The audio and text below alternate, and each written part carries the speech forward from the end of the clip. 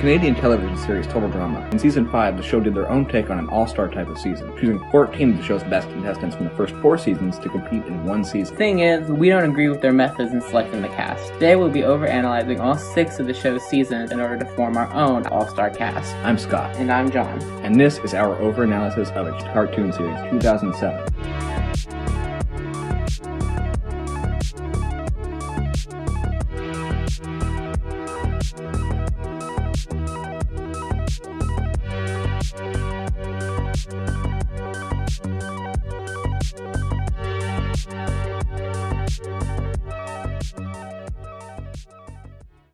So 10 seconds ago, we mentioned that we did not like the All-Star cast. For those of you who don't watch the show, here's the cast for Season 5.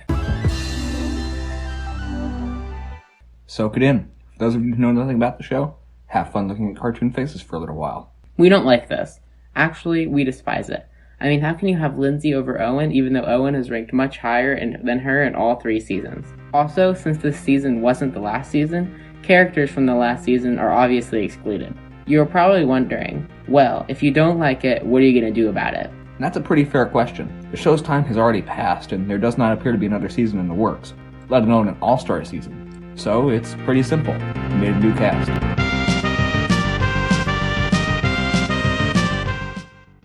You may be asking, how can you say your cast is objective?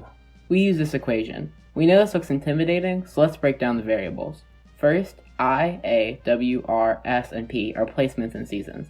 If contestants tie, they're given the higher placement, and if they are not in this season, they were given last place. The fraction of these numbers that are multiplied are just to make points in other seasons with less contestants worth as much as Total Drama Island, which has the most contestants. N is the number of seasons. This is here so that the last places that contestants receive for not being present are not penalized. Finally, F is the amount of seasons that a contestant wins, and M are the amount of seasons a contestant makes it to merge. Let's use Gwen as an example. Gwen has been in 4 seasons, making it past merge twice. She also shares a win with Owen in Season 1. Plugging all of these numbers in, you get a number of 19.028574143. And after painstakingly doing this for all 52 campers, you get something like...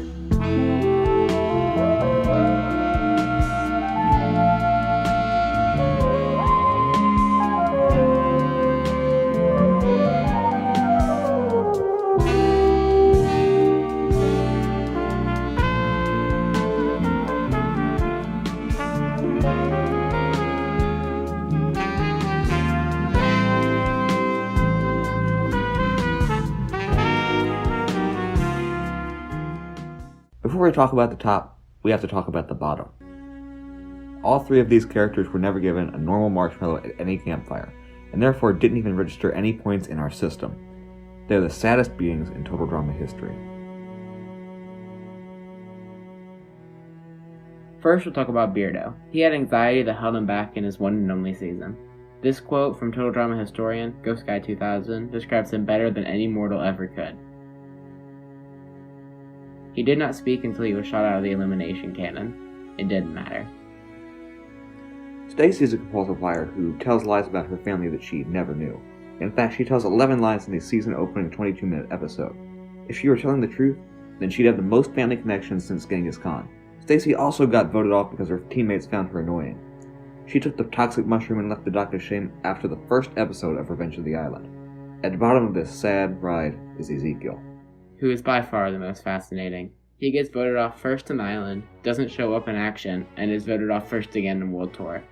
He gets voted off an island for complaining about the girls on his team and for being generally weird around. And in World Tour, he gets voted off purely for the reputation he got in Island. This second elimination causes a change in Ezekiel never seen by humanity before, just showing how much damage this terrible, terrible game can cause. All 3 of these characters met their demise after less than 1 episode, and some more than once. Unfortunately for the rest of the low levels who did get at least 1 point, things aren't much better for the bottom 33%. The entire bottom third of the cast only makes up around 10% of the total points. Things are rough at the bottom of any food chain, and this food chain isn't any different.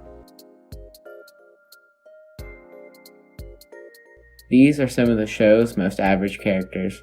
Many of them lack purpose in the show, and maybe even in their own animated lives. They seek to be at the top, but merely fall towards the middle. They are not runts of the litter like you just saw, but are the most average individuals of satirical animated reality television shows. Some people try to be in the middle of the pack, Why? We may never know. DJ is not given much to do for any of the seasons he's in, and generally is used to joke about him being soft. He is the only character from the original cast to never get voted off a season. In Island, Chris forces him to leave. In Action, he quits, and in World Tour, he is the only person left on his team. The only special thing about him is the way he loses. In all of his 3 seasons, he never placed above 7th or beneath 12th. All of this accumulates in him being swallowed by the middle of the pack. Mediocrity does not have to be boring, however. Courtney is a shining example of that. After being wrongly eliminated in Island due to Harold committing voter fraud, she sues to come back in Action. After getting top 6 in the next 3 seasons she participates in, she becomes arguably the greatest player to never win a game, perhaps bearing Scott. It's not like winning spares you from being mediocre, however. Gwen, after winning the first season of the show, fails to even get a top 8 finish until finishing 4th in her fittingly 4th season. Lightning goes from 1st to near dead last in back-to-back seasons, leaving him almost perfectly in the middle. Beth, however, goes from near dead last to 1st before not even making it to World Tour All-Stars. Cody has had many moments over the course of the show, most notably fighting for Gwen's love against Trent, and trying to fight off Sierra.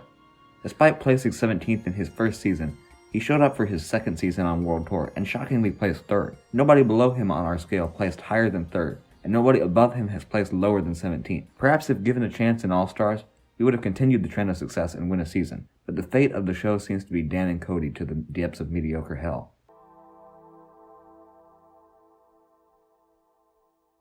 We have finally reached the peak of this ride. Every person you see here is a top-tier competitor. These are the top 10 greatest contestants in Total Drama history. At number 10 we have Heather. She placed extremely well in Island following with an average score of 9th in Action. She then won World Tour and placed 10th in All-Star. This gives her a score of 19.71. And because she has stuck around for a while in each season and actually tries, she has also won the most individual challenges out of any participant on the show. In 9th place comes in Scott with a score of 20.26. Scott's pretty interesting when compared to the rest of this list. First, he's the only member of the top 10 without a win. How does he pull this off? With back-to-back top 4 finishes, similar to only the top 3 characters in this top 10. Scott's scores are especially impressive since he literally threw 6 challenges. Placing 8th is Cameron. He wins his first season and follows it with a 7th place finish in All-Star. Being a bubble boy all his life, Cameron's good-natured attitude and knowledge proved helpful to his team, landed him a 21.65. Coming in 7th is Cameron's best friend Mike. After getting 5th in his first season, he comes in 1st and next is Mel, proving that sometimes being the antagonist is better in the long run. This gives him a score of 22.14. Born in Spain, Alejandro sports a score of 22.67, landing him the 6th spot on our list. He placed 1st with Heather in World Tour, sparking a romantic relationship between the two. He is then voted off 6th in All-Star. The amount of eliminations he's caused is rivaled only by the aforementioned Heather. Coming in 4th/5th place is Sean and Sky. These characters have the exact same stats, giving them both a score of 24.43. They competed in Pack-a-2 and won the season.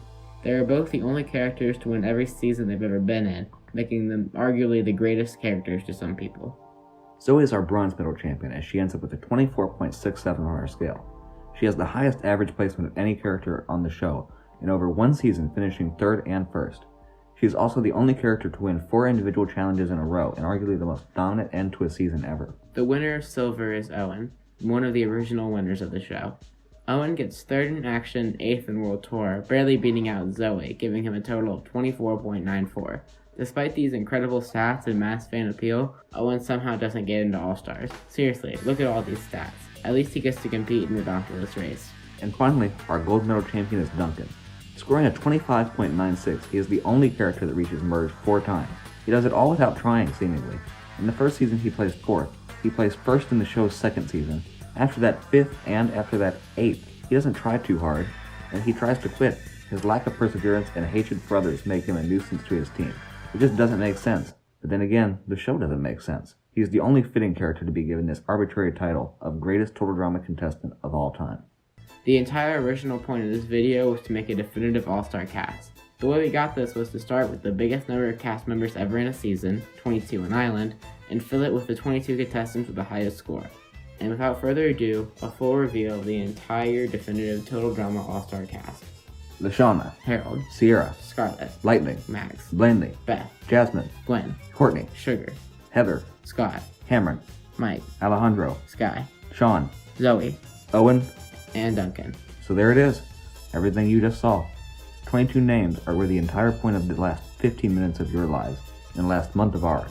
Here are the percentages by cast in this hypothetical All-Star season. If you were wondering, we're pretty happy with the percentage of original, but some members on Revenge got screwed by the All-Star season. Back to the original All-Star cast, ours only differs in Lindsay, Joe, and Sam and adding some Pack-2 and original members. But as we already pointed out, Lindsay was already a questionable addition, and all three of them did poorly in All-Stars. Every person to ever win a season is our cast, along with every third place but Cody and every fourth place. But what is the point of all of this?